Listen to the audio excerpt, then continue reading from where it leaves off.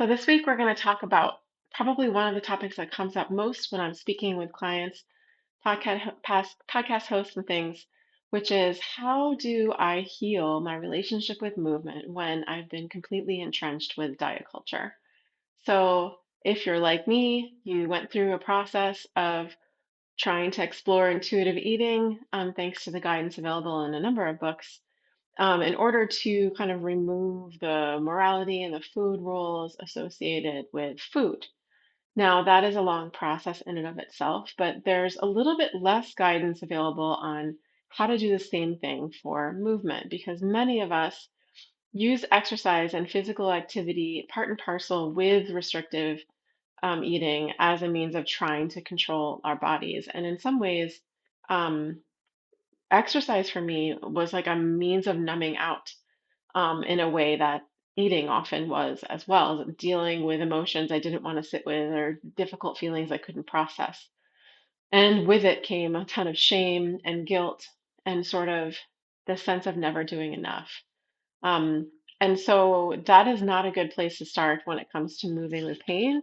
And so if you are trying to figure out how to have a nourishing relationship with movement after having had that in your history, it can feel sort of like you're going back to square one in all of the progress that you've made with diet culture to begin with. So this is a real problem and it does take time.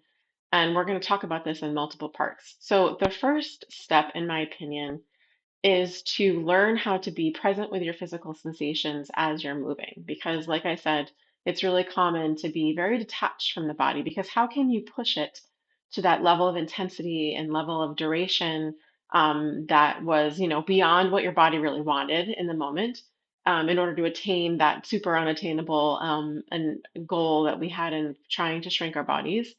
In order to make that happen, you have to very much detach from your body, just in the same way that you have to detach from your hunger signals in order to maintain a totally irrational and unhealthy regime of eating. So it's very much that coming back to your body, but much like you would savor food and learn to sort of understand the complexity and the savoring of kind of the experience of eating as something you do slowly and intentionally, we want to do the same thing with movement.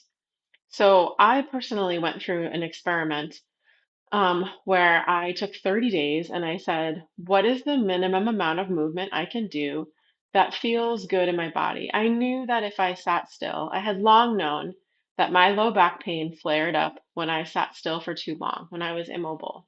So I said, okay, the only way I know how to do this is to do it, super intensely. And then I end up either injuring myself or being so fatigued I can't function the next day.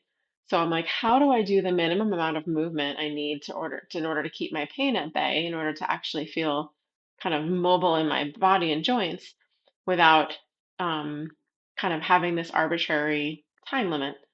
So I kept reducing time every single day and less and less and less to see, like, okay, if I move this much, how does it feel? If I move this much, how does it feel? And I was able to get down to 5 minutes. And I realized if I did 5 minutes, and I did this for consistently for a week at least, of certain movements, I had to kind of explore what those movements were. And what I learned about myself is that lateral side bending and deep rotation really spoke to my spinal sense of health. I was able to get a lot of release from those movements. And so it was like that minimum necessary threshold. But what was so profound, so first of all, my learning was, wow, you can actually make a huge amount of progress and an impact on your physical body just moving 5 minutes. Imagine if you did that twice a day or, just took little breaks. I mean, that feels very doable. And that was learning number one. And the time aspect of it was the one I was really after. But the kind of secondary learning that happened that I wasn't necessarily seeking was the fact that in order to do that experimentation, I had to really be listening. I had to say, okay, what do I feel in my body after I did that movement? Like, did that feel like it was muscularly demanding? Did it feel like my heart started to beat more? Did it feel like I was lengthened? Did I feel compressed? Did I feel like I did too much in one place? Did I feel imbalanced?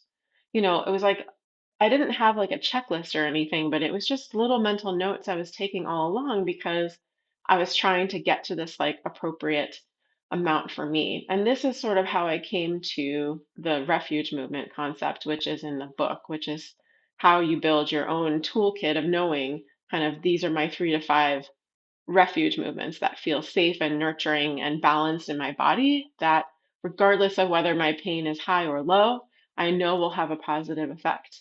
And that was how I got to that. But it also taught me that I had been completely disconnected for a very long time from the experience of movement in my body until maybe the next day, right?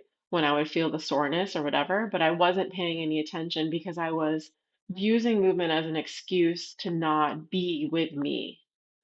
And so it meant that I had to be with me. And it made that transition was hard because I had to, much like with food, I had to face whatever it was I was trying to numb away from.